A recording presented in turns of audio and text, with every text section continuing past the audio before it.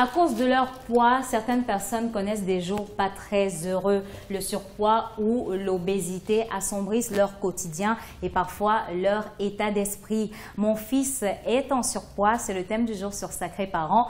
Heureuse de vous retrouver. Bienvenue à tous au sommaire de cette autre édition.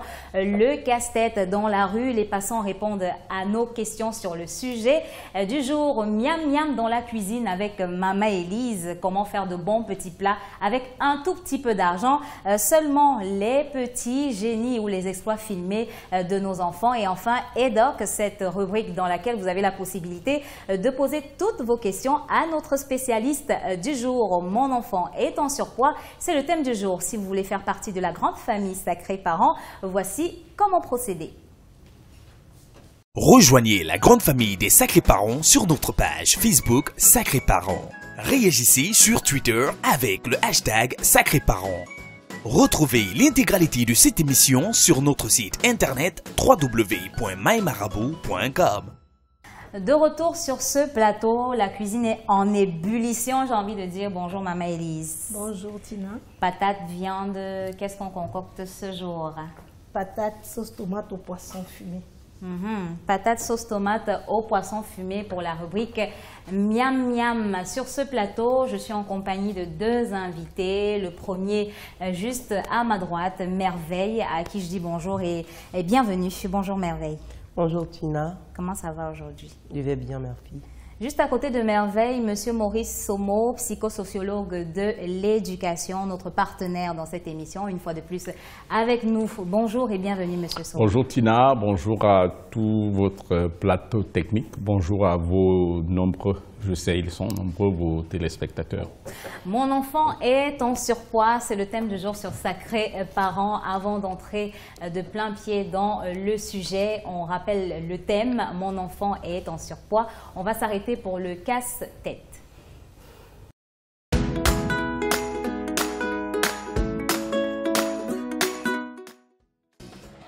Oui, si un matin on se moque de mon enfant, que mon enfant est gros, mais tiens, la question qu'on se pose c'est d'abord, il est gros c'est vrai, mais dans l'indice de masse corporelle, est-ce qu'il est à combien? Est-ce qu'il est en surpoids? Est-ce qu'il est en obésité de phase 1, de phase 2 ou de phase 3? Il va falloir déjà premièrement refaire l'indice de masse corporelle pour regarder les structures dans quelle masse se retrouve l'enfant. Mais si l'enfant se retrouve dans un indice de masse corporelle modéré, je ne pense pas qu'on pourrait se moquer. Il va falloir seulement qu'il mette mon enfant au sol pour en parler. Pour dire que sa prise de poids n'est pas pathologique, mais c'est plutôt une très bonne croissance. Sur quoi les dispositions ont été prises, telles que réduire déjà l'alimentation, si possible mettre l'enfant sur régime également pour l'empêcher de tomber dans un diabète juvénile. Donc on va essayer de gérer ça de cette façon-là. Donc réduire l'alimentation et également amener aussi l'enfant également à faire du sport. Je donnerai la confiance à mon enfant en lui disant non, on t'aime comme ça. Tu es notre enfant, tu es notre prince ou princesse, tu es très beau, belle, donc ce que tes amis pensent de toi, c'est vraiment rien comparé à ce que nous, tes parents, nous pensons de toi. Et toi, comment te sens-tu? Bon, je redonne la confiance à l'enfant et le reste... Vous savez, dans le milieu éducatif, ce sont des choses qui arrivent très couramment. Je dirais simplement à l'enfant que ce n'est pas l'image que d'autres pensent de lui qui est important. Le plus important, c'est ce que lui pense de lui et comment est-ce que lui se trouve. Qu'il soit gros, qu'il soit petit, tout ce qu'il sache que non, il est un homme à part entier et que déjà, il doit d'abord s'aimer comme ça et que nous, ses parents, nous l'aimons comme ça. C'était donc le casse-tête, Monsieur Maurice Somo. Le regard de la société aujourd'hui, quand on a une personne en surpoids ou une personne obèse, est quand même très difficile à supporter. Ça, c'est vous qui le dites, mais si on se réfère à l'histoire, il y a quelques années, même pas quelques années, il y a très peu de temps même, lorsqu'on voyait quelqu'un qui était très très mince, on s'inquiétait. D'où vient-il aujourd'hui qu'on s'inquiète pour les personnes qui sont plutôt de forte corpulence? Il y a quelque temps, on pensait que la forte corpulence était synonyme du bien-être, c'était synonyme de la santé, voilà. D'où vient-il qu'aujourd'hui, on pense que ces personnes sont devenues subitement dénies à maladie et à toute autre chose? C'est une représentation psychologique que nous construisons tous les jours. Et c'est vrai, des courants nouveaux sont arrivés et ont consacré une morphologie de la femme mince qui est l'expression même du bien-être et qui se substitue à une autre philosophie qui était celle-là qui voulait qu'une femme soit bien ronde pour que cela soit ainsi. Même dans le cas des hommes, l'homme qui avait un très petit corps était assimilé à la pauvreté, au mal-être, à l'indigence à la limite. Bon, de plus en plus, aujourd'hui, on pense plutôt que c'est ces personnes qui ploient dans le bien-être. Non. Je crois qu'il ne faut pas qu'on fasse une confusion entre ces masses corporelles énormes, en fait, qui peuvent poser problème de santé, tel que les gens le pensent, et puis des personnes à simple forte corpulence, qui, à mon sens, ne pose aucun problème de santé. Je crois que les médecins ils peuvent le confirmer. D'accord. Avec nous, ce jour, Merveille qui est encore, qui est élève, qui est encore mineur. On va juste rappeler, avant d'entrer dans cette émission, que nous avons eu l'autorisation parentale. Puis sa maman aurait dû être là, elle a été en péché. Je vais te demander où elle est, où est ta maman qui devait être là? En effet, elle devait être là, mais les embouteillages de Bonabury ne lui ont pas permis d'arriver à temps. D'accord. Étant donné qu'on la salue en passant, étant donné qu'on parle de surpoids et que tu t'es senti concerné par le thème, la première question que je vais te poser, c'est est-ce que tu es en surpoids depuis ton enfance? Je suis en surpoids depuis mon enfance, je vais le dire. Même avant d'être en surpoids, il y a ce qu'on appelle le sang gras. Le sang gras, déjà, il est inculqué en moi, de telle sorte que même si je perds des kilos, mon corps ne va pas totalement partir. Il est là, comme ça, et il part très rarement. Le sang gras, c'est ça mon corps. D'autres se disent que à force de trop manger, excès d'aliments, ils mangent beaucoup, mais ce n'est pas ça. Il y a déjà même des problèmes psychologiques qui pousse l'enfant à prendre du poids. Ok, bon, c'est vrai que je n'ai jamais adhéré à cette théorie du sang gras, mais la question que je vais te poser, c'est quelles étaient tes habitudes alimentaires? Vu que tu étais tout petit et tu étais déjà gros, est-ce que tu mangeais beaucoup? Comment tu te comportais quand tu étais enfant? Je ne mangeais pas beaucoup, Tina. Je respectais les normes alimentaires. Je savais qu'on mange 3 fois par jour. Et la quantité était normale, il n'y avait pas de surplus, il n'y avait pas en moins, mais tout ce que je sais, c'est que je mangeais normalement. Bon, quand tu dis que tu as le sang gras, est-ce que tes parents sont gros? Parce qu'il y a aussi le facteur héréditaire, M. Somo, qu'on évoque souvent dans le surpoids. Est-ce que tes parents sont gros? Non, mon papa, lui, il n'est pas gros, c'est ma maman qui est de forte corpulence. Très bien. Étant donné qu'avec M. Somo, on va évoquer l'aspect psychologique, est-ce que quand tu étais tout petit, tu rencontrais des problèmes à l'école avec tes camarades du fait que tu étais en surpoids? Incontable, énormément. Même le droit à la parole était, on te frustrait, tu veux parler. Regarde comment il est gros, le gros. Avec les joues, parfois, on venait te tirer partout par là, on tire tes joues, on te balance comme ça. Et puis, finalement, tellement cela s'est produit que j'ai fini par m'y habituer. Là maintenant, j'en suis à un point où lorsqu'on dit le gros, moi aussi je cherche un qualificatif parce que le gros, quand on t'insulte le gros, avant je prenais cela comme une insulte, mais ça te qualifie, tu es gros, on t'appelle le gros, ce n'est pas grave. D'accord, ce n'est pas grave. Aujourd'hui, M. Somo, comme il le dit, Il a appris à se défendre à chaque fois que ses amis le traitaient de gros. Déjà, je vais rappeler au spécialiste, autant pour moi, que tu es encore un collégien parce que tu es en classe de troisième. Exact. Donc aujourd'hui, il se défend et est-ce que ce type de comportement peut avoir des répercussions sur les attitudes de manière générale ou la vie de manière générale d'un individu en surpoids? Non, dire qu'il se défend, c'est un abus de langage. C'est qu'il s'assume. C'est-à-dire qu'il assume sa morphologie, son corps, et s'assumer suppose qu'il s'accepte comme tel et intègre l'idée que, bien qu'il, morphologiquement, il ait un peu plus de proportions que devrait avoir un enfant de son âge, mais il s'accepte tel qu'il est et voudrait être comme tous les autres enfants. Donc, il a fini de détruire un certain nombre de complexes possibles qui pouvaient se construire en lui. Et aujourd'hui, il se dit « je suis comme tout le reste ». Bon, c'est vrai que pour y arriver, il y a quand même un certain nombre d'étapes. Dans un environnement où on a plus ou moins porté des injures et des insultes à l'endroit de personnes qui ont cette charge corporelle, il faut dans un premier temps que ça arrive.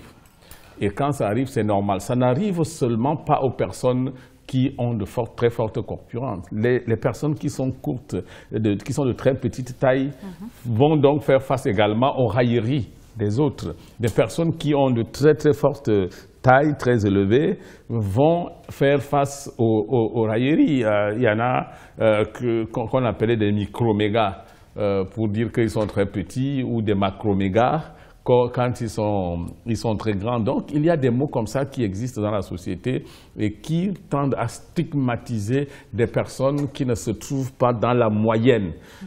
Les personnes qui vont échapper à cela vont celles qui sont dans la moyenne. Ce n'est pas seulement cela.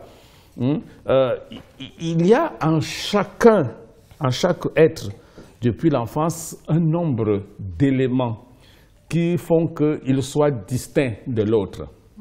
Et du coup, dès qu'il y a en vous un signe particulier qui vous distingue de l'autre, dans un processus d'idéalisation de soi, parce que tout être voudrait que le modèle ce soit lui et que les autres soient qualifiés par rapport à eux.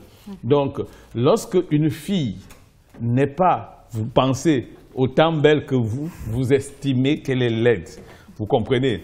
Lorsque l'autre n'est pas plus courageux que vous, vous estimez que c'est un poltron, des choses comme ça. Donc, il est arrivé à s'assumer, c'est-à-dire à admettre que je peux être différent de l'autre, mais ce n'est pas pour cela que l'autre est un modèle pour moi. Exact. Voilà, c'est exactement à ce niveau qu'il se situait.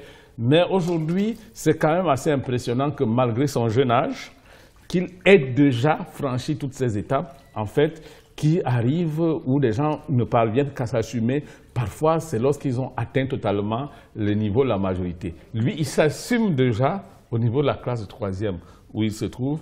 C'est un cas de précocité en la matière. Très bien, ça me permet de demander à Merveille, qu'est-ce qui t'a poussé à justement grandir aussi vite?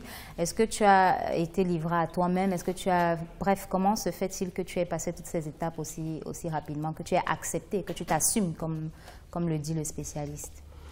Tina, tout d'abord, on connaît le bon haricot qui va produire à partir de ses feuilles. Et tellement c'était nombreux, il a fallu mettre un point. Il était temps de positionner les points sur les vies. Partout où tu passes, parce que ce sont des enfants tout comme moi. Eux, ils ne connaissent pas ce qu'on appelle comment l'autre se sent. Eux, ils avaient le plaisir de te nuire. Si tu ne me donnes pas ça, en classe demain, je te nuirai. J'étais obligé de donner parce que je ne voulais pas qu'on me nuise. Il est gros, il a les gros joues, avec les fesses comme sa mère. Je ne voulais pas ça. Cela créait déjà en moi un traumatisme. Et j'ai dit, qu'est-ce qui se passe? Pourquoi moi? est-ce que je suis le plus gros de la terre? Il était temps d'arrêter cela. Un jour maintenant, j'ai dit, celui ou celle qui m'appellera encore le gros, moi, je trouverai un qualificatif à lui donner. S'il est court, je dirais nain ou pikimé. S'il est géant, je lui traiterai de girafe. Et j'ai fait cela pendant 2-3 mois. Plus personne, je voyais plus personne qui devait tu étais gros parce que moi également, je leur donnais des qualificatifs qui leur répulsaient. Voilà donc comment je suis arrivée à me dire, voilà. Trop, c'est trop. Trop, c'est trop. Très bien. Mon enfant est en surpoids. C'est le thème du jour. Si vous nous rejoignez à l'instant, nous sommes sur Sacrés Parents. Monsieur Somo, vous avez dit un certain nombre de choses. On a parlé de la norme selon la société actuelle, mais on ne va pas non plus ignorer que le surpoids, c'est quand même dû à un certain désordre alimentaire. Maintenant, la question que je vais vous poser, parce que nous avons lu certains ouvrages en préparant cette émission où il était écrit que le désordre alimentaire venait déjà commencer au sein, c'est-à-dire les parents même étaient la cause de ce désordre alimentaire qui faisait que parfois les enfants devenaient un peu plus gros. Oui, je ne suis pas assez qualifié pour expliquer l'impact alimentaire sur la charge pondérale des personnes.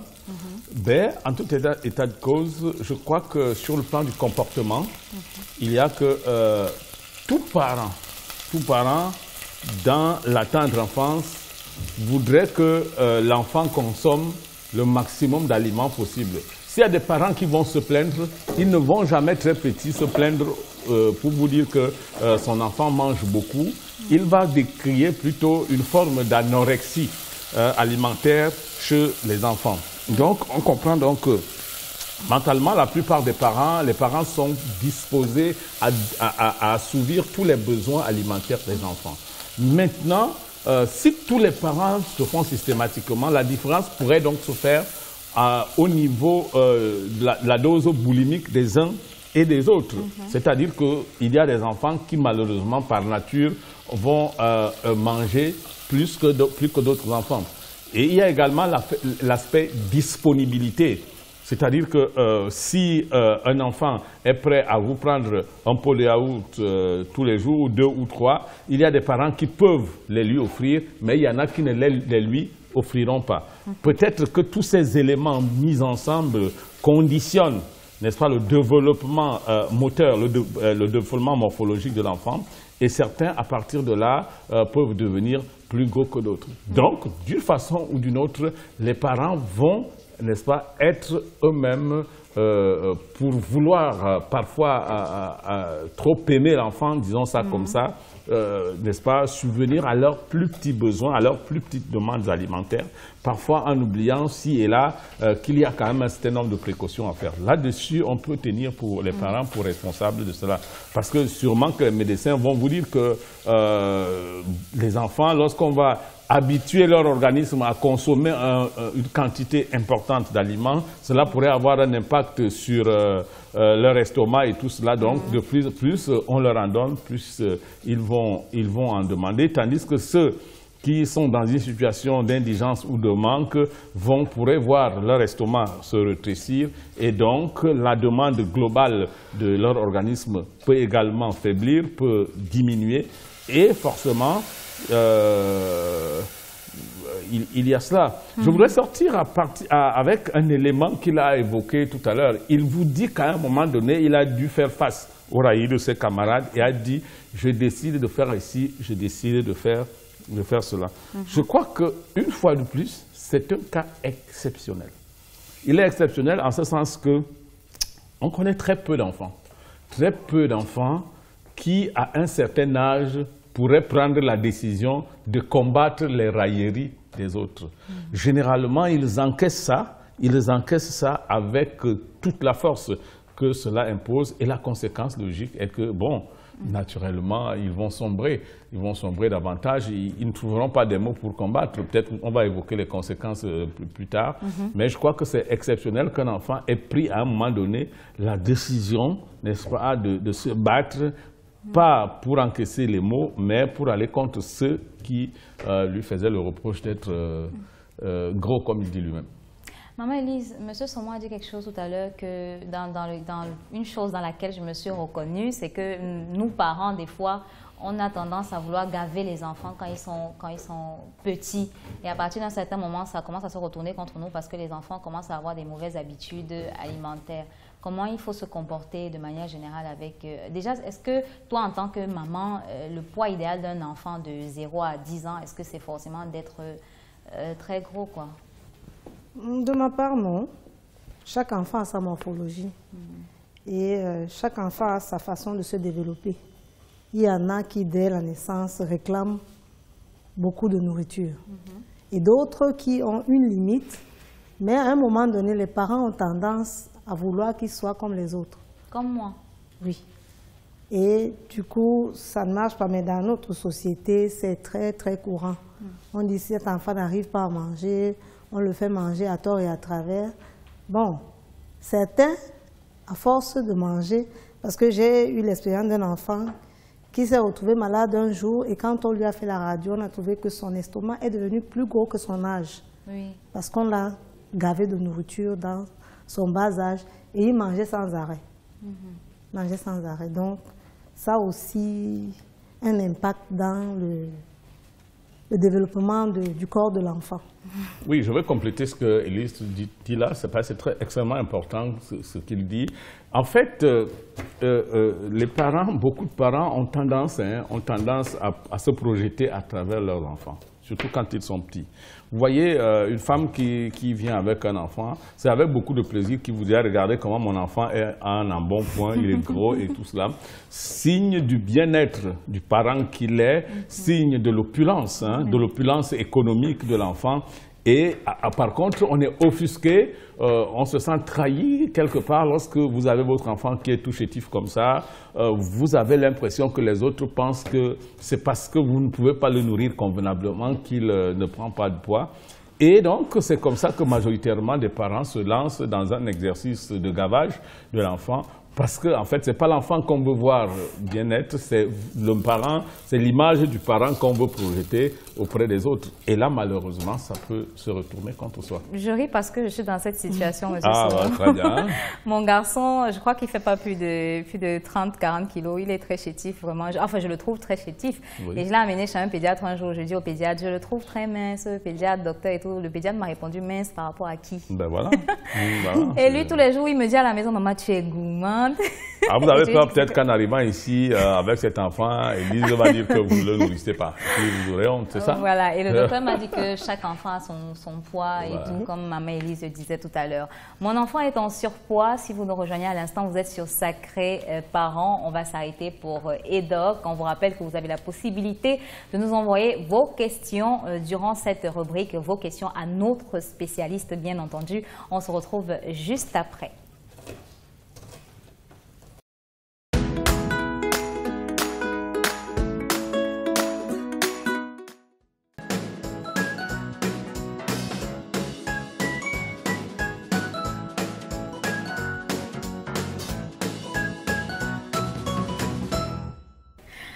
On parle très souvent d'inactivité, mais dois-je obliger ma fille de 11 ans qui est déjà très repliée sur elle-même à faire du sport parce qu'elle est ronde, pardon, c'est ce qui était écrit, oui. Docteur.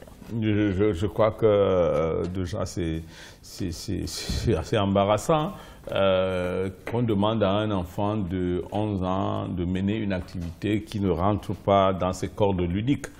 Je crois que l'idéal ici, lorsque l'enfant, au fur et à mesure que l'enfant se développe, tout en canalisant ses besoins et ses désirs, il faut laisser un maximum de liberté à l'enfant pour qu'il puisse se lancer dans ce qu'il aime le plus. C'est-à-dire qu'il y en a qui préfèrent, qui sont penchés vers une activité intellectuelle. Effectivement, il y en a qui sont penchés vers le sport. Il y en a qui ont un penchant vers la musique, ainsi de suite. Le rôle des parents, c'est d'abord un rôle d'observation.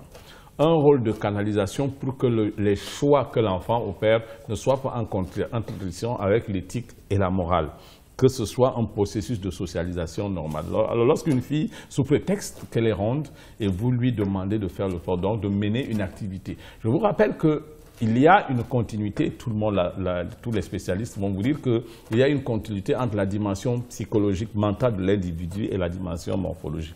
Enfin, ce qui fera maigrir ou mincir cet enfant, si vous voulez, ce ne sera pas le sport qu'il ira faire, qui en fait n'aura aucun impact puisque vous l'envoyez mincir. Autre chose pourrait l'y amener, qui n'a rien à voir avec cela. Et puis, il a parlé tout à l'heure de sangra. Non, peut-être c'est le concept qui n'est pas à propos. Il y a quand même une prédisposition naturelle pour certaines personnes à aller vers une surcharge pondérale. Donc, alors, ces prédispositions peuvent avoir, on peut les limiter, mais à 11 ans, je trouve suffisamment précoce pour penser que l'enfant a totalement pris ses formes. C'est vrai qu'il y a des proportions au-delà desquelles on devrait déjà s'inquiéter, mais je ne pense pas que le sport en tant que thérapie serait approprié pour un enfant de 11 ans pour lequel, n'est-ce pas, l'idée d'aller faire le sport pour mincir serait une frustration, une forme de frustration, une forme de contrainte qui peut faire même plus tard développer plutôt des complexes. Très bien. Merveille, pendant toute cette période où tu as subi les injures de tes camarades de classe, est-ce que tu en parlais à tes parents? Est-ce que tu discutais avec tes parents de tout ce que tu subissais à l'école? Pour être vrai, je n'en parlais pas avec eux. Je gardais cela pour moi parce que, déjà, ma maman, c'est une femme grasse, puisque le père, lui, il se déplace. Maintenant, si je m'en vais dire à maman, maman m'insulte à l'école, je n'avais même pas le courage. On dit que je te ressemble avec mon corps. D'une contrefaçon, ça va la toucher elle-même. Parce qu'elle va dire, regarde, peut-être c'est de ma faute, c'est génétique, j'ai donné à mon fils et voilà comment faire. Elle sera dans une frustration personnelle. J'ai préféré garder ça pour moi et combattre. J'ai dit, je vais combattre. Parce que si je disais à la maman, soyons logiques, elle devait faire quoi?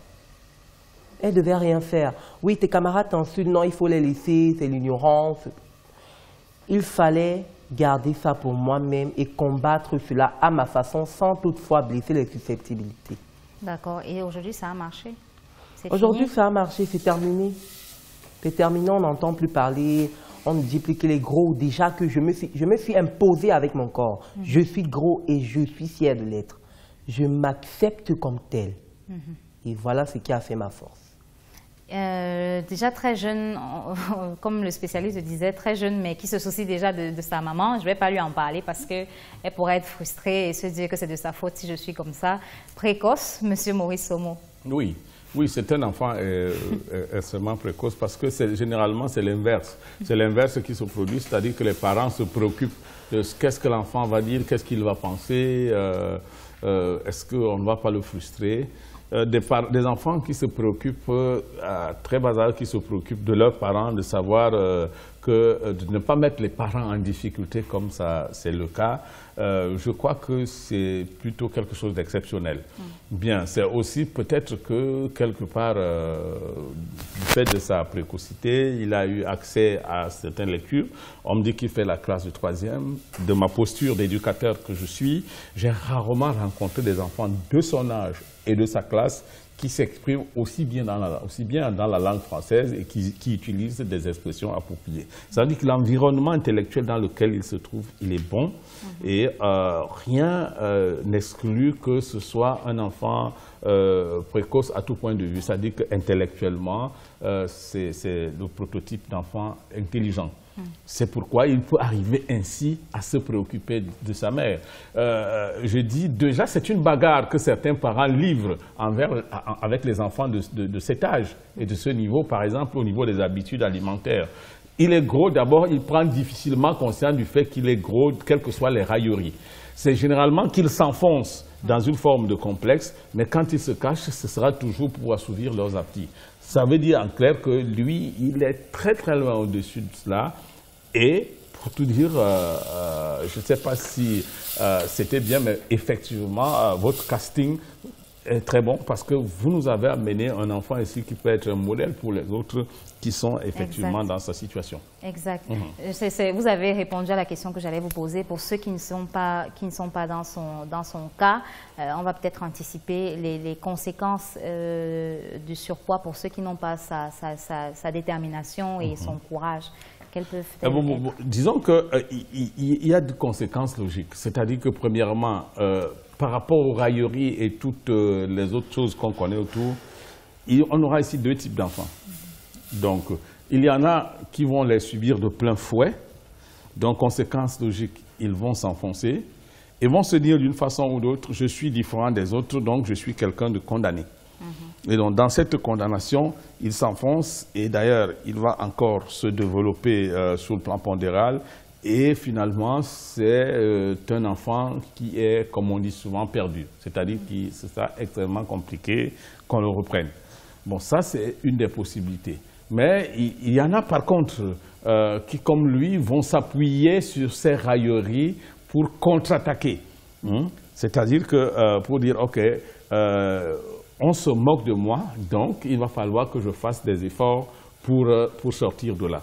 Si lui, il est sorti de là par lui-même, tous les enfants ne pourront pas sortir de cette situation d'eux-mêmes.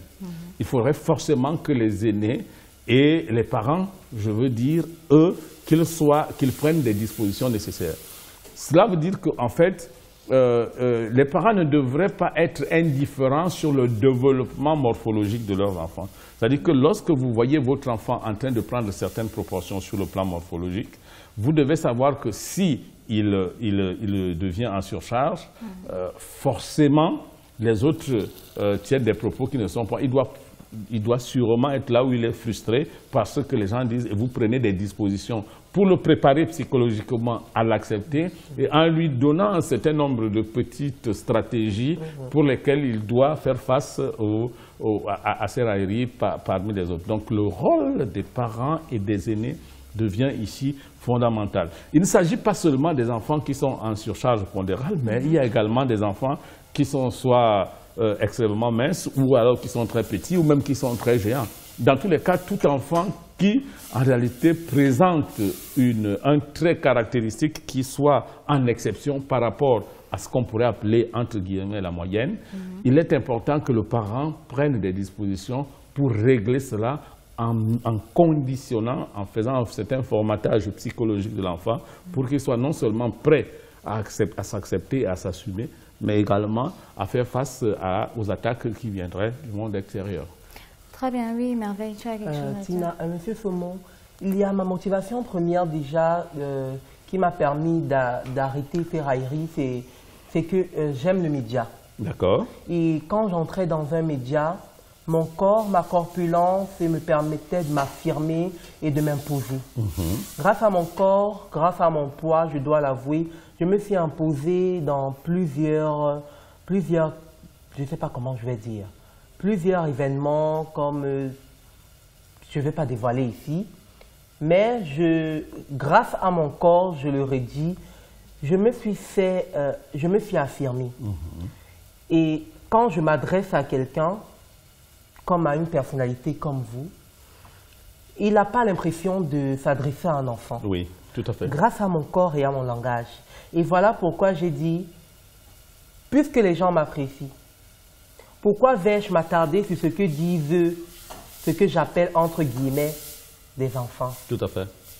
Voilà la raison pour laquelle je me suis levé et j'ai dit voilà. Et maintenant, mon corps, il m'a aussi permis d'apprendre beaucoup de choses sur la vie. Tout à fait. Certains pensent que le corps a seulement des aspects négatifs, mais il faut le dire, le corps a aussi beaucoup d'aspects positifs dont on ne dévoile pas, dont on ne publie pas. Okay. Le corps, c'est une sauvette. Okay. Le corps peut sauver quelqu'un. D'accord. Donc c'est ce que je tenais à dire par rapport à ma motivation première. Merci Tina. Voilà, comme il a dit, c'est vrai qu'à première vue, quand on voit Merveille, on ne lui donnerait pas son âge, on ne dirait pas qu'il fait la case de troisième. Il a su s'imposer, il a su jouer de ce qui est devenu pour lui aujourd'hui un atout, son physique. Maman Élise, On a vu dans le Vox Pop tout à l'heure les parents à qui on demandait si tu es à la maison et que ton enfant rentre en pleurant parce que ses camarades lui ont dit « Ah, tu es gros, tu es bobolo, tu fais comment? Toi, en tant que maman, tu fais quoi? Tu vas à l'école en courant ou tu parles à ton fils? » Généralement, le parent éduque son enfant. Il éduque, il lui apprend à s'assumer, comme le petit venait de dire, et de lui donner certaines astuces, comme quoi, si on te dit ceci, tu dis cela. Si tu es gros, ça veut dire que tu es bien nourri. Ils sont minces parce qu'ils n'arrivent pas à manger. Toi aussi, tu trouves quelque chose à leur dire qui va leur faire mal. Généralement, c'est ce que lui, il fait lui-même. C'est ce que les parents font aux enfants. Parce que pour que lui puisse se défendre comme il le fait, c'est un peu rare, c'est rare. Oui. C'est plutôt les parents qui le font. Quand l'enfant rentre de l'école, il dit on m'a dit ceci, on m'a dit cela. Le parent se lève, il te dit voilà, si on te dit ceci, tu dis cela. Et puis, si quelqu'un se lève pour te donner un coup de poing, ne te laisse pas aller, toi aussi. Parce que généralement, ces enfants deviennent timides et tous les enfants tapent sur eux. N'importe quel enfant va venir porter la main sur lui, il aura peur de tout le monde. Pourtant, le jour où son parent va bien le booster, il va se lever et il va frapper un enfant, les autres ne vont plus approcher. Certains même fuient l'école. Je connais un qui a fui l'école carrément parce qu'il ne supportait pas qu'on lui dise qu'il est gros. C'est vrai que quand tu parles de frapper, le visage de M. Somo change. C'est des méthodes qu'il n'approuve pas. Oui, non, dans ce cas spécifique, dans ce cas spécifique, il s'agit de la survie d'un enfant. Oui. Vous voyez un enfant qui est frustré du fait des railleries de ses camarades et qui se trouve en situation de décrochage scolaire. C'est-à-dire qu'il va fuir, il va faire des fugues parce qu'il va partir. C'est sa vie tout entière qui est ici remise en question du fait de la moquerie des autres. Oui. Bon, alors, s'il s'agit de faire recours à un argument de défense pour qu'il puisse se faire accepter et s'intégrer dans le groupe, c'est le principe de la société. La société, il faut savoir se l'imposer. Je le dis parce que, en fait, c'est la société qui est pathogène à la base. C'est-à-dire qu'elle qui a stigmatisé la taille de l'individu et pensé qu'un individu qui a certaines proportions est pathologique ou qu'il n'est pas, qui est paria pour la société. Donc, à partir du moment où la société a fait, l'individu donc devrait, dans ce cas, se prémunir de ses propres arguments pour se défendre et se faire accepter de la société. Ceux qui le raillent et qui le rejettent, enfin, estiment que du fait qu'il soit gros, il est sûrement de la chair à machin, il est faible et tout cela. Eh bien, pour la première fois, même si c'est par la violence qu'il faut transiter, ça, il faut recourir et se faire accepter dans le milieu. D'ailleurs, beaucoup le font de cette façon-là et maintenant, même au niveau des instances de discipline, je crois que c'est un argument de défense suffisant. Voilà pour un enfant dans cette situation. Très bien, Monsieur Somo. Mon enfant est en surpoids. Le thème du jour sur Sacrés Parents, si vous nous rejoignez à l'instant, c'est le moment où on s'arrête pour aller regarder les petits génies. Et on vous rappelle toujours que vous pouvez partager avec nous vos vidéos, les exploits filmés de vos enfants à la maison en tapant Sacrés Parents sur notre page Facebook. On se retrouve juste après les petits génies.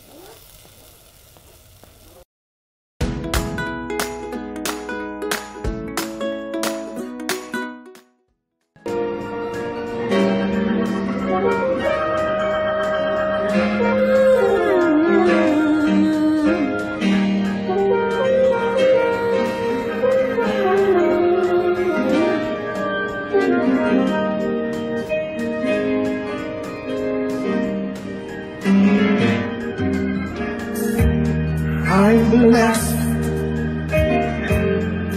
better than blessed, praise the Lord.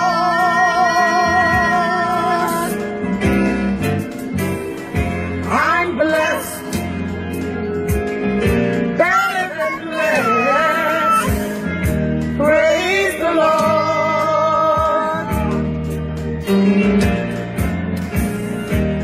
I may not have houses and wealth, I may not have all of my strength and health, but I'm blessed, better than blessed, Praise the Lord.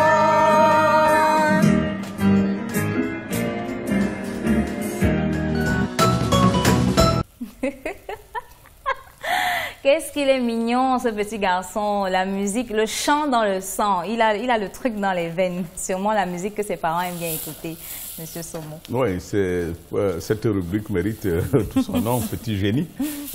Pour ça, c'en est un. Comme celui qui est tout à côté de moi, c'est des petits génies. C'est-à-dire que des enfants qui, assez précocement, ont déjà un développement au plan cognitif, qui s'adaptent déjà à leur environnement, le décryptent et le comprennent. Parce que c'est vrai que cette chanson, il a dû l'écouter, la réécouter, et c'est rentré dans son champ de captation, et finalement, il vit avec, c'est fini.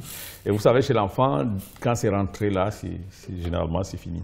En tout cas, moi, je suis bien contente parce que je préfère encore faire écouter de la bonne musique comme ça à mon enfant que de lui faire écouter... Bref. Bon, ça n'engage que vous, hein, la bonne musique et la mauvaise musique. Oui, avant de bientôt sortir de l'émission, j'aurais deux questions à vous poser, Monsieur Somo. La première, c'est en dehors des cas comme celui de Merveille, pour ceux-là qui n'arrivent pas à s'affirmer, à s'accepter, est-ce que des pathologies comme la kleptomanie, la mythomanie, bref, autant de pathologies psychologiques peuvent être dues justement au fait du surpoids ou de l'obésité? Bien, écoutez, vous avez ouvert le pan et la voie. Il y a ce qu'on appelle la sublimation. La sublimation, c'est-à-dire que lorsqu'on ne peut pas se faire accepter des autres, on fonde un univers à soi et dans lequel on peut faire un certain nombre de choses. C'est-à-dire que où on peut accéder à tout ce qu'on veut. Et naturellement, lorsque on sent, par exemple, qu'on n'est pas comme les autres, on est en surcharge pondérale et qu'on se dit, par exemple, qu'on ne peut pas faire comme les autres, c'est-à-dire qu'on ne peut pas aller, par exemple, faire la cour à une fille comme les autres le font. En ce moment, on va chercher quelque chose qui va se substituer à cela. On va échanger, on va aller vers un autre comportement qui va nous permettre d'être cela. Ce que les autres voient comme étant leur idéal ne sera plus forcément pour vous. Et puis, il y a que vous portez généralement des enfants, lorsqu'ils ne comprennent pas très bien ce qui se passe, ils pointent un doigt accusateur sur les parents qui, selon eux, seraient responsables de la situation qui est la leur. Dès qu'on en arrive là, on arrive donc à un cas des enfants qui se dressent véritablement en mule contre leurs parents, ils deviennent désobéissants. Et ce qui veut dire désobéissance voudrait dire que des enfants vont essayer de faire exactement le contraire de ce que leurs parents vont leur demander. Va à l'école, il va trouver qu'il ne veut plus aller à l'école pour faire mal aux parents qui est rendu responsable de ce qui lui arrive. Finalement, l'enfant ne s'assume plus et laisse les parents assumer les conséquences de ce qu'il devient. Vous avez voulu que je devienne comme ça, eh bien, alors, allons-y. Effectivement, il peut développer toute forme de pathologie comportementale, que l'on puisse, tous les troubles de comportement qu'on connaît. Il y en a qui peuvent aller très loin jusqu'à développer certains tics, certaines habitudes qui ne sont pas bons. Certains vont même d'ailleurs continuer à manger davantage pour finalement arriver à ce qu'on appelle une forme de destruction, une destruction quasiment totale, c'est-à-dire que chaque fois qu'il a moyen, il va aller manger et dire il vaut mieux que je me supprime définitivement et tant à faire pour qu'on en finisse. Donc, c'est des choses comme ça auxquelles on va assister. Donc, on pense qu'on devrait les classer parmi les enfants à besoins spécifiques. Les enfants qui sont en surcharge ont besoins spécifiques, ça veut dire qu'on leur prête une attention particulière qu'on ne porte pas aux autres enfants et on est très attentif à leur développement à tout point de vue pour que progressivement, ils soient des enfants qui Et ça commence à la maison par les parents, parce qu'on n'a pas... Bien sûr, ça commence à la maison par les parents, eux qui doivent le faire. Mais ça continue essentiellement dans le milieu scolaire, parce que c'est celui-là qui est généralement aussi pathologique, plus pathogène que les autres. C'est-à-dire que dans l'environnement de l'école, généralement, c'est là où ça se joue, parce que ce n'est pas un environnement de pitié, c'est un environnement de défis et toute autre chose. Bon. Alors, à la maison, le rôle est surtout que les parents et les frères acceptent comme tel, parce que si l'enfant est déjà dénié au niveau de la maison, en ce moment, lorsqu'il va à l'école, c'est pour qu'il sombre directement. Il doit donc être suffisamment armé à la maison pour qu'une fois à l'école, qu'il soit prêt à affronter les autres. Très bien. Voilà. Merveille, tout à l'heure, tu as dit que tu avais un amour pour les médias. En classe de 3e, d'où te vient ta passion pour les médias? Déjà tout petit, j'ai toujours aimé la lecture et la présentation. J'ai toujours aimé le micro de présentation. C'est inné. J'aime m'exprimer en public et je n'ai pas honte de cela.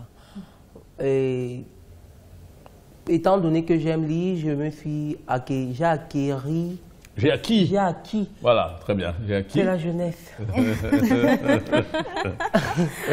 J'ai acquis. J'ai acquis. C'est pourquoi ça ne parle pas. Ah, très bien. J'ai acquis une certaine aisance en ce qui concerne le langage. Parler aisément, sans toutefois avoir peur des autres, sans du regard des autres et tout ça. Et voilà pourquoi, voilà d'où naît en moi cet amour pour le média. Et aujourd'hui, tu dis que tu participes à des événements. Comment tu fais pour concilier école et tout ça? Pendant les vacances, tu poursuis des demandes de stage et si c'est validé, tu y vas. D'accord. Donc pendant les vacances, tu fais des stages et tout ça. Et tes parents, ils t'encouragent dans le métier? Énormément. D'accord. C'est très bien ce qu'il dit, parce que là, on est en plein dans ce qu'on appelle le potentiel, qui est inné et, enfin pas inné, même s'il n'est pas inné, il peut être acquis. Dans tous les cas, dans le potentiel qui est chez chaque individu. C'est-à-dire qu'il a pris conscience de son potentiel qui est en lui et qu'il le valorise. Il a dit qu'il aime les médias, il y a un certain nombre de choses. Dans tous les cas, j'ai utilisé un concept ici que j'ai évoqué, c'est la sublimation. Parce que si les autres pensent de moi que je suis ceci, je vais me concentrer à faire ceci, cette autre chose, pour leur montrer que je suis plus puissant. Il s'est enfoncé dans la lecture, ce que ne font pas tous les enfants. Et à travers la lecture, il a développé un certain nombre d'aptitudes, notamment les aptitudes verbales, un certain nombre de connaissances qui peuvent faire qu'aujourd'hui, il peut tenir devant des médias et parler comme il est en train de le faire là actuellement. Donc, forcément, il y a cette sublimation qui fait réjaillir un nouveau potentiel, le potentiel qu'il a en lui. Et c'est ce qu'on va demander donc à tous les enfants qui sont dans cette situation. Aujourd'hui, l'un des plus grands comédiens d'Afrique, si je dis quel est le plus grand comédien d'Afrique à l'heure actuelle, vous allez me dire qui? Il s'appelle comment? C'est qui, M. Saumon, le plus grand comédien? Il est gros. C'est Go? Ah, vous ne oui, avec son, voilà. oui, avec son handicap. Oui, c'est-à-dire qu'à un moment donné, il a un handicap, certes, mais il a su le potentiel qu'il a en lui, il a su le sublimer. Et finalement, du petit nain qu'on disait qu'il était, aujourd'hui, mieux que quiconque, je ne sais pas si quelqu'un peut lui faire concurrence s'il s'agit de conquérir une petite. Vous comprenez que, en fait, c'est exactement de ça qu'il s'agit. Et c'est valable pour des personnes qu'on dit à forte concurrence. Voilà. Surtout chez les enfants. D'accord. Dans quelques instants seulement, on va se séparer, juste le temps de faire un tour à la cuisine pour voir où en est Maman Élise. Riz, patates, sauce tomate, la viande. C'est déjà presque cuit. Voilà. Là, c'était donc la rubrique Miam Miam, c'est patates, sauce tomate et poisson fumé. Aujourd'hui, Maman Élise, tu vas nous dire de quoi tu as eu besoin en dehors de la patate et du poisson fumé pour réaliser ta sauce. Très bonne. Le tour est joué avec Miam. De la tomate, de l'oignon, le blanc de poireau. C'est bon, hein, Maman Élise, c'est le poisson fumé là qui a et du sel. Et de combien tu as eu besoin pour réaliser ta recette? Avec moins de 1200 francs. J'ai réalisé cette recette. C'est pour combien de personnes, 1200 francs? Combien de personnes vont manger? 4 personnes. 4 personnes, oui. C'est sûr. Manger normalement, hein, pas se gazer. Je peux venir vérifier. Bien sûr. Manger normalement. Ça fait 4 plats d'adultes. Voilà, 4 plats d'adultes comme nous sommes assis ça là. suffira pour les 4. Ben, je vois les réalisateurs Monsieur Somo, et les Monsieur Somo, il faut venir regarder. Ouais, bon, ça ne m'ennuie pas parce que là, il faut venir Thomas, comme on dit. Monsieur Somo et Thomas, voilà notre sauce. Ouais, voilà. Ouais, la sauce arrive. Voilà, et la patate, c'est bon, c'est 4 personnes. 3, 4. La patate est très nourrissante, donc ça c'est pour 4 personnes. Voilà. Bon, enfin. Je crois qu'il confirme, je crois que ça va. Allez, confirmez. Voilà. Confirmer, on va peut-être faire une assiette qu'on va présenter à nos chers téléspectateurs. Patates, sauce tomate et poisson fumé avec 1300 francs CFA. Nous allons manger et très bien manger aujourd'hui. On va partir dans quelques minutes seulement. Merveille, un mot de fin si tu avais quelque chose à dire. Peut-être un coup de gueule. Bref, sens-toi à l'aise. Surtout pas un coup de gueule. Je voudrais juste dire à ces personnes qui sont de forte corpulence de ne pas se laisser abattre par des railleries de leurs camarades, de rester positif et de savoir se défendre. D'accord. Restez positif, défendez-vous, ne vous laissez pas abattre. Le surpoids ou l'obésité ne sont pas une fatalité. Avant que je prenne votre dernier mot, Monsieur Somo, quand même, est-ce qu'on va se dire que c'est utile de faire des régimes? Est-ce que psychologiquement parlant, est-ce que c'est utile de s'enfoncer dans des régimes qui parfois ne marchent pas? Je ne pense pas qu'un régime alimentaire soit efficace s'il ne s'appuie pas sur des convictions psychologiques. Dans tous les cas, une fois qu'on s'assume, ça veut dire qu'on peut réglementer sa charge corporelle en fonction de ce qu'on veut. On peut décider à un moment de ne plus trop manger ou de manger davantage. Toutes les personnes, moi je connais des personnes de très très petite corpulence, mais qui vous finissent les 4 plats que maman Élise a concoctés aujourd'hui. Il y en a qui le sont ainsi. Donc je crois que c'est une assise psychologique, s'assumer dans un premier temps et ensuite, n'est-ce pas, essayer de prendre quand même quelques mesures pour savoir, pour se maîtriser, et contrôler la charge pondérale. C'était votre mot de fin ou on peut avoir votre mot de fin? Oui, je suis content d'avoir été à côté de Merveille et j'avoue que tous les jours on en apprend.